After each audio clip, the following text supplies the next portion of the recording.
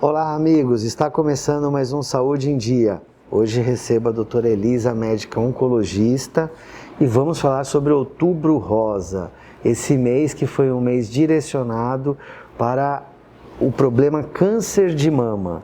Então é um mês que a gente quer chamar a atenção de todos, tanto mulheres como homens, que também existe uma parcela pequena de homens que pode ser acometido pelo câncer de mama. Doutora, obrigada a presença no Saúde em Dia. Obrigada pelo convite. Iniciando esse bate-papo, o que é o Outubro Rosa, né? A questão do câncer de mama, importante os nossos amigos em casa terem esse conhecimento. O Outubro Rosa, a ideia dessa campanha foi justamente tentar chamar atenção para um tipo específico, né, que é o câncer de mama. Por quê? Porque é o câncer que é mais prevalente na mulher, excetuando-se os cânceres de pele não melanoma. Então, a gente consegue atingir uma parcela importante da população, né, para tentar um tratamento mais precoce. Caminhando um pouco, o que a gente consegue falar sobre o motivo, o que leva ao câncer hoje de mama?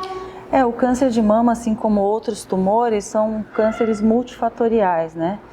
O que a gente sabe que nas pacientes jovens existe uma chance dele ser geneticamente determinado, né? Baseado em alguns genes específicos, mas a gente sabe que tem a questão do envelhecimento, né? Que isso acontece. A gente recebe pacientes no consultório com 90 anos com câncer de mama, quer dizer, a gente fica imaginando por que ele não teve isso aos 30 e está tendo aos 90.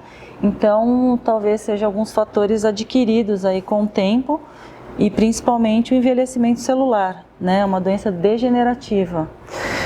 Caminhando em relação à prevenção e ao diagnóstico, qual que é a orientação médica hoje, doutora? A nossa orientação é assim, que o paciente seja submetido à mamografia, que é um exame de imagem. É o exame ainda que atinge a maior parte da população e que ele é capaz de diagnosticar a doença mesmo antes dela se tornar palpável, né? Às vezes a gente consegue diagnosticar um tumor com microcalcificações, então isso é um grande avanço, porque a gente consegue um tratamento mais conservador, menos agressivo, com a maior chance de cura. Perfeito. E qual a frequência? De quanto em quanto tempo realizar e idade? Isso, a gente, na classe médica, tanto a Sociedade de Mastologia, de Radiologia e de Ginecologia, a recomendação é iniciar a mamografia aos 40 anos. 40 anos. A periodicidade normalmente é anual, mas isso vai depender de alguns achados, né, de como os exames forem acontecendo.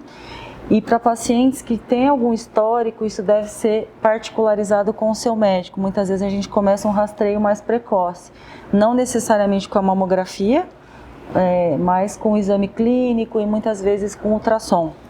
Nas famílias em que a mãe teve o câncer de mama, aquela preocupação das filhas, de toda essa ligação genética, o acompanhamento com o médico oncologista é importante, né? Sim, normalmente quando a gente identifica que uma paciente tem o histórico, tem irmãos ou uma mãe, a gente consegue traçar um risco, determinar um risco para elas. Normalmente o geneticista ajuda a gente e ele vai determinar não só para o câncer de mama, mas para outras doenças. Então é relevante que a gente tenha esse tipo de abordagem, pensando até em prevenção, né? Chegar antes que a doença aconteça. E é possível essa análise genética por exames hoje, né? Você conseguir determinar se a pessoa tem ou não esse gene que pode levar ao câncer. Sim, para o câncer de mama a gente sabe que a parte genética não é a maioria dos casos. A maioria dos casos são relacionados a outros fatores. Mas para algumas pacientes a gente consegue sim ter essa análise genética para poder fazer as profilaxias, ou seja, a gente consegue tratar precocemente antes da doença. E um caso bem conhecido e famoso foi da Angelina Jolie, aquela artista americana que a mãe morreu de câncer de mama e ela foi fazer toda essa análise genética, tinha o mesmo gene e fez a opção de fazer a cirurgia preventiva, que ficou até um pouco polêmico na ocasião, mas foi uma decisão bem pessoal e que eu também compartilho, que eu acho que ela seguiu no caminho certo. Entrando um pouco no tratamento agora do câncer de mama, hoje a gente sabe que a cirurgia ela é o carro-chefe na grande maioria das vezes, mas também a questão terapêutica dos medicamentos evoluiu muito, né, doutora, nos últimos anos, né? Sim, hoje a gente tem, assim como para outros tumores, tem a implementação da imunoterapia, tem os anticorpos monoclonais, né? Então a gente está falando de terapias orais, inclusive, para câncer de mama. Não só os medicamentos anti-hormonais, né? As terapias hormonais, mas também outras medicações que a gente não via, são coisas extremamente novas. Então a gente está caminhando para um avanço cada vez mais importante e a gente tem pacientes aí com diagnóstico de doença avançada com 10 anos de diagnóstico, então isso é uma coisa incrível, uma vida normal, né, com qualidade. Eu ia entrar exatamente nessa parte, que toda essa abordagem terapêutica nova transformou um câncer potencial, letal, numa doença crônica, e cada vez mais caminha nesse sentido, né? Isso, esse é o grande objetivo, a gente tentar resgatar os nossos pacientes de uma situação dramática, que seria uma doença que pode cursar com alguma falência orgânica, e trazer esse paciente para uma doença controlada e ele possa ter uma vida normal, né? Isso é uma coisa que é por isso que a gente batalha todos os dias, né? E a gente tem isso na prática, né? Isso é muito animador para a gente. E hoje, assim, as mulheres cada vez mais conseguem ter acesso a esses programas preventivos, tanto pelo SUS como pelos convênios médicos, né, doutor? Sim, esse é o grande investimento, né? É a gente ter um investimento nos exames para a gente fazer o diagnóstico, para a gente tratar tudo mais precoce. Então, é nesse sentido que a gente tem caminhado também, né?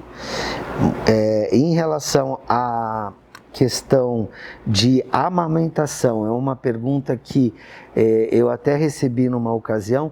As mulheres que amamentam diminuem um pouco o risco do câncer de mama? Mito ou verdade isso? A gente tem essa questão bastante discutida no passado, mas a gente sabe que pode ter um favorecimento para a prevenção, né? Porque você está exposto num regime hormonal diferente. Isso vale para os tumores que são dependentes de hormônio. Então, faz sentido, sim. Nesses casos. Isso. Doutora, o programa está terminando, uma mensagem final para o público em casa, por favor. Eu gostaria de deixar a mensagem assim, o câncer de mama é uma realidade, acho que todo mundo, todas as mulheres, os homens podem ter, né? Mas acho que o grande segredo é a gente estar sendo submetido aos exames de imagem, à mamografia, e a gente fazer a nossa parte também, né? O estilo de vida, em relação ao exercício, a dieta, né? A prevenção do estresse, são vários fatores que a gente pode fazer, que são riscos modificáveis. Fazer o exame precoce e, se acontecer, não se apavorar, porque hoje o avanço é muito importante e a gente tem como tratar e tem como curar e, se não, viver muito bem. Tá? Essa é a minha mensagem. Muito obrigado, doutora. Informações brilhantes aí para você ficar bem ligado e ligada nesse mês de prevenção ao câncer de mama. O programa fica por aqui hoje. Lembrando dos nossos canais, perdeu algum programa, quer compartilhar, YouTube, o Facebook, lá você encontra toda a relação dos programas anteriores, conteúdo em áudio também, para estar atento aí a essas dicas de ouro aí dos especialistas renomados que a gente traz aqui semanalmente. O programa fica por aqui hoje e a gente se vê no futuro programa. Tchau!